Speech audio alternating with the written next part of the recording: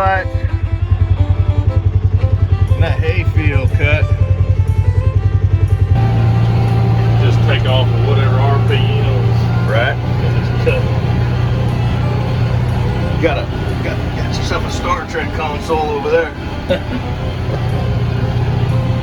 Cutting in the dark. Hey guys, Mike here from 3 Mississippi. We are standing over at one of our pastures called Silver, and we're doing an experiment this year. See this line right down the middle? This is going to be cut for hay versus not cut and burned. Let's talk about it.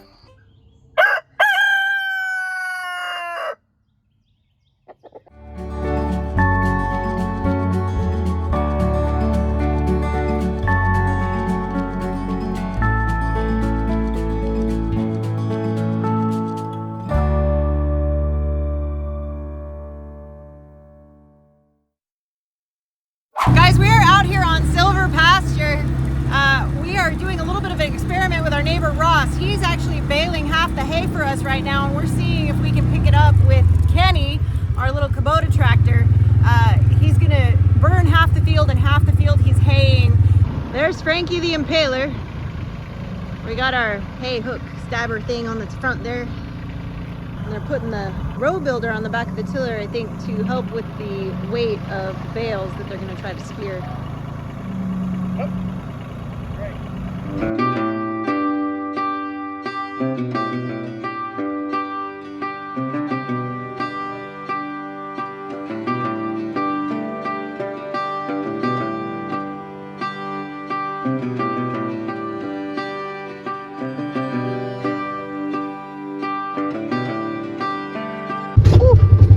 All right, we just got to see if the equipment we got can pick this bale up. So,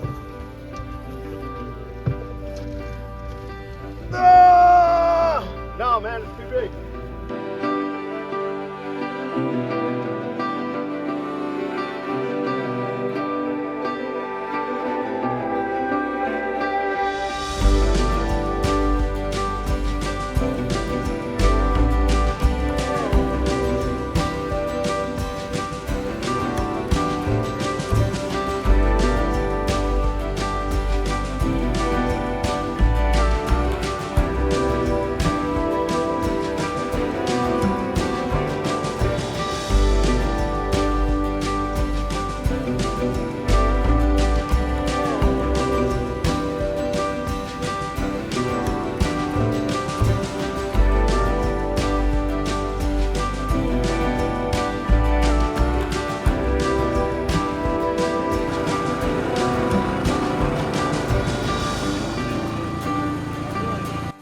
We'll try a full-size bale. I feel like it should be going through the middle, and y'all are hitting it like on the top left. No, because the bonnet's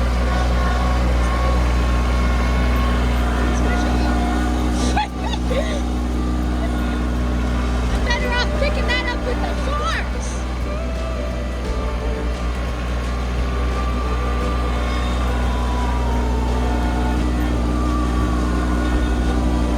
We almost had it. It feels like, just looking at it, you want to be aiming for the center like a bullseye to pick it up, Yeah. to distribute the weight evenly. That's why you have the bonnets. Okay, this thing's beat. Michael.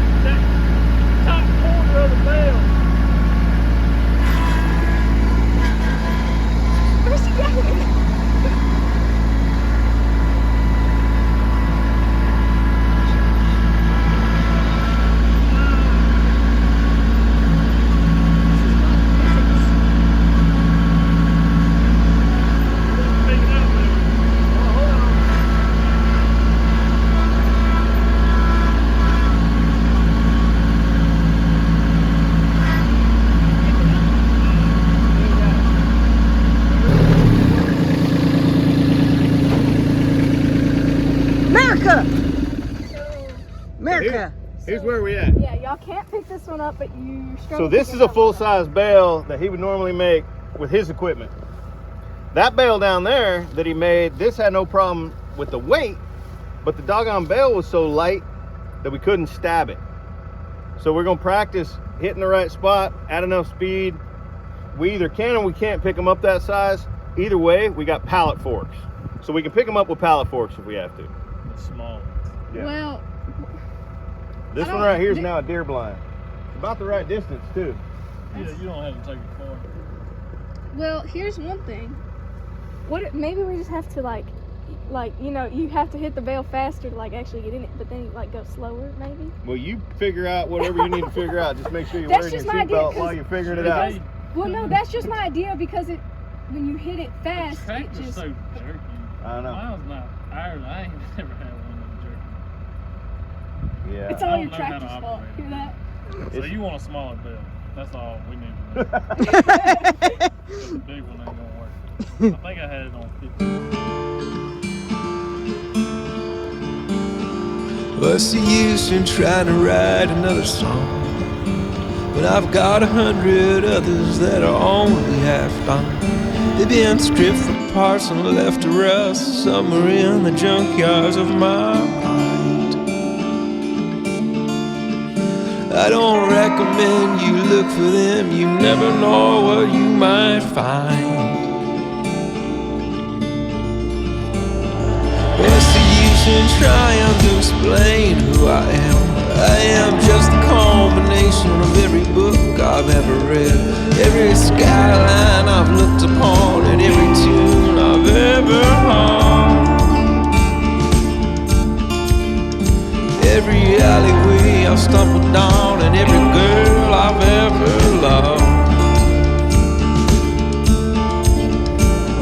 But I wish that I could tell you how I feel.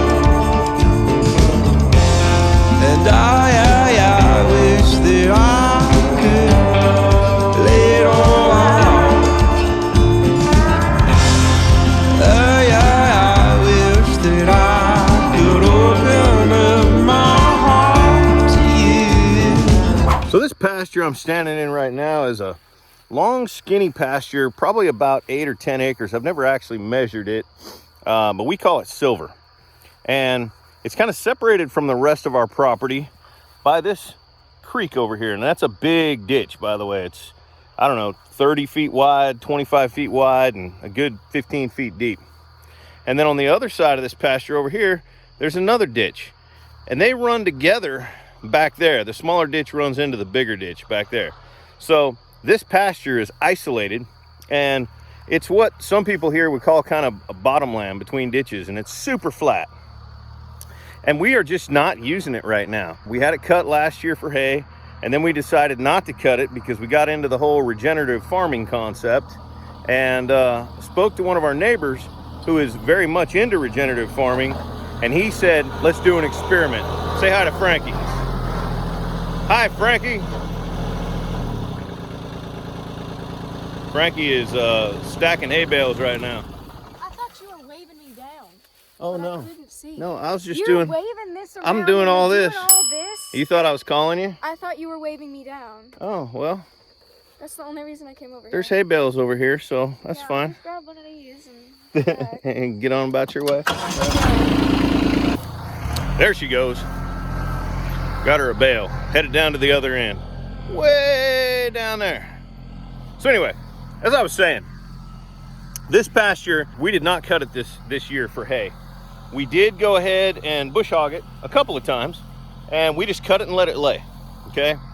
The idea there is you're not taking anything away. When you cut it for hay, look right here. When you cut this, okay, and then you bale this up and you take it away, you take all these nutrients that grew up out of the ground and you put it into a bale and you take it somewhere else and you're depleting the soil, okay? This is the regenerative thought process.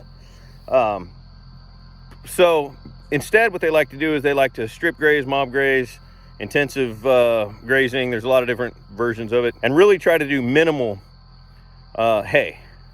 So if you're grazing properly the way some of these guys think, you're gonna have better pasture and longer, you know, during the growing season for your livestock. And then during the winter time, of course, you just want to make sure that they maintain body condition, they don't lose anything. And you'll feed hay, a little bit of hay during that time frame. That's the idea. So anyway, I am a beginner at this thought process, and but I'm very interested in it. So our neighbor said, hey, let's run an experiment. Okay, he's managing beef cattle on thousands of acres. There's a lot of land just like this, and he wants to know, what's the benefit of burning, or is it going to hurt it? You know, is it going to wipe out, you know, some of the grasses that he wants? So he's like, let's do the experiment on your pasture, and I'll come over and bale half of it for you, and you keep the hay, and then you burn the other half, and we see how it looks next year. That's a good deal for me. What he baled in half of this field is more than we'll use this winter. So I said, absolutely. So let's take a close look at what is growing out here and talk about what we hope we're going to get out of burning it versus what we think we're going to get out of this side here that we didn't burn. So here we go. We're right on this line here. Cut, not cut. All right. And if we get in close, we can see, you know, we can see the grasses in here. A lot of bahia grass. It's actually pretty decent pasture. But if you look out there, you see all those sage grass popping up, right? There's definitely more of them in here than we like. And we think that by burning this, we can eliminate some of those, okay? Now over here, by not burning it, we know that we're not gonna be eliminating anything, but since we did cut it and let it lay a couple of times, we're hoping that this pasture is gonna do well. The question is, will this side do better? And that's really why we chose to cut it right down the middle long ways, so that as you're driving by on the road, we're way up here by the road, you can just look straight down the pasture and you can see the dividing line of burned, not burned, and cut for hay. Now, both sides of this pasture have been cut, bush hogged, and let it lay twice already this year before where we are now. And when you do that, there's no question that it improves the soil and the pasture, because not only does it, you know, put those nutrients back into the soil that you cut and dropped, but there's a whole composting process that happens, or decomposing process, that brings in worms and birds and bugs, and it really just energizes the soil. So that's what we're looking at. And since we don't need a lot of hay, we're looking at what's the best way to make our pasture the healthiest and spend the least amount of money, right? I mean, anybody can go buy a bunch of fertilizer and improve their soil to some extent, but doing it this way is very curious. Hey, let's go down to the other end, way down there where Frankie's stacking those bales, and let's talk about what's down there, that little hidey hole at the very end. Now we're all the way down at the other end. Way back there's the road. Frankie back there on the tractor somewhere trying to get another bale. But if you look right here, she is stacking these bales in a straight row right here, and we are going to cover those with a silage tarp. I don't know if we're going to go too high or not. Probably just going to go one row. And the idea is I'm actually building a little bit of a fence row here, a visibility block. So if I stand in front of these, back there, you can kind of see a line right there. It's a little bit greener behind it. This pasture is actually quite green, but it won't be for long. If you look right behind it, what is she saying? Oh, she's singing. Whew, sounded like she was screaming. Anyway, if you look right back there, that's actually one of my deer food plots. Okay, here I stand at the bales that we're stacking. Right back in here, let me get my finger in the screen. Right back in here is a deer food plot. And there's actually a corn feeder back there for now.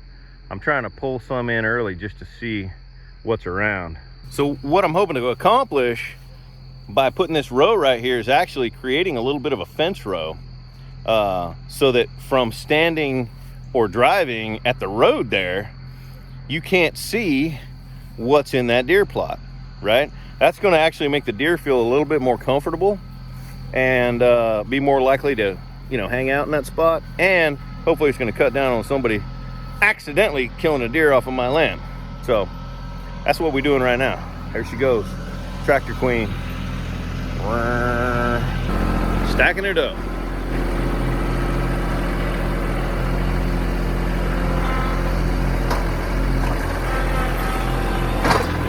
Good job. So I'm losing the light fast, guys. I want to show you more out here, kind of take a look at this pasture real close, see how much broadleaf we have, but and check out this deer plot actually. But like I said, we're losing the light. Frankie over there on the tractor, she had to turn the headlights on. This camera's actually picking the light up pretty good. It's darker than it looks, but we'll come back out here tomorrow and show you what you know, show you some details of what this looks like in the daylight. I'm out here on Silver Pasture right now, guys, and as you can see, it is daylight. So I thought I'd pop out here and show you guys. We've got our bales here. So as Mike was showing you, we got half of it is has not been hayed this season, and when it has been cut, it's just been cut and laid over here a few times now. So the experiment with, we're gonna burn that half and just, we're harvesting the hay off of this side. This is what's gonna feed our goats and Beulah through the off season here. Off season being winter, when there's not green grass around. So I'm thrilled that we got this, because what a blessing to be able to capture the hay off your land to feed to your animals over the winter instead of having to buy it. I've always had to go and buy hay year round for my animals, so it's amazing that I don't have to do that now. That's incredible. So, you know, and there is some sage brush that's kind of mixed in here, but you know, for the most part, this is good hay. I mean, it smells amazing. I'm standing here smelling the hay. It smells wonderful. And the animals are gonna be able to eat this during the winter, and that's really exciting for us. As you can see, Mike's got these bales lined up here as a little bit of a blind. You can see in that back corner there, he's got the corn feeder, and that's where his deer plot was that he planted last year on this piece of property. And give you an idea, I don't know, it's probably 100 yards maybe to that back corner from where I stand right now. But you know, and then it's quite a ways. So right there behind that tree line, that's where the creek runs between these, you know, the rest of our property and this pasture. And then right up there, that's the county road, right? So we've got this whole area here is a really great spot for the deer, because it's kind of like the little highway where they come down through the creek. And so this spot's going to be a real good spot. They hunted it a bit last year. I know he's got the other plot that they're working on, but they like to be able to hop around, and this will be a nice little spot where they can kind of sneak up on them and be able to hunt. But being able to use our own hay off our land to feed the small amount of animals that we have now is great, and we will be able to continue to do that as we build our sheep flock, which will be kind of the main thing that we'll do animal wise as far as the farm goes. Just waiting on a few more things as far as infrastructure goes, some fencing that we're going to be doing, you know, mob grazing or strip grazing with the sheep to help rotate those pastures and keep everything healthy, keep the parasite load down, and keep the land healthy as well long term. That's always the goal, of course. So very exciting to see how this goes, because you guys may remember Mike is planning on burning the majority of the acreage on the other side of the creek, obviously away from the house, but the two main pastures back there, he has let grown up, other than our little roadway that we make around it and where he put his food plot. The rest of it is really grown up. Being able to burn it this winter and let that ground just absorb all those nutrients, and this little experiment here on this side to kind of see the difference. We know just from the pond burn that we did last year around the pond, what a difference it made in the grass around the pond. So it's gonna be exciting to see kind of how this ends up with a true test where there's a line down the middle to see how it goes. So I am really curious to see how that works. Again, we won't be burning this till winter, so we'll be touching back on this probably, you know, when we burn in the winter, and then again in the spring when we start seeing the grass popping back up and this starts filling back in both over here and over there, to see how this experiment went, to see what the grass looks like, to see what things survived through it and what didn't, as far as, you know, some of these sage grasses that are back here that, you know, nobody's going to really eat. Cattle won't eat that. The horse and the sheep, you know, and goats aren't going to really eat that. The goats will nibble at it a little bit. Maybe the sheep would too, but it's not, you know, it's not ideal. And that'll give us a, you know, a good test here to really see how this is going to go. So real exciting stuff, guys, but it's beautiful. I'm just listening to the bugs. It's just quiet and beautiful. I love it. Thanks for hanging out with us, guys. We appreciate you. And as always, stay blessed and safety's off.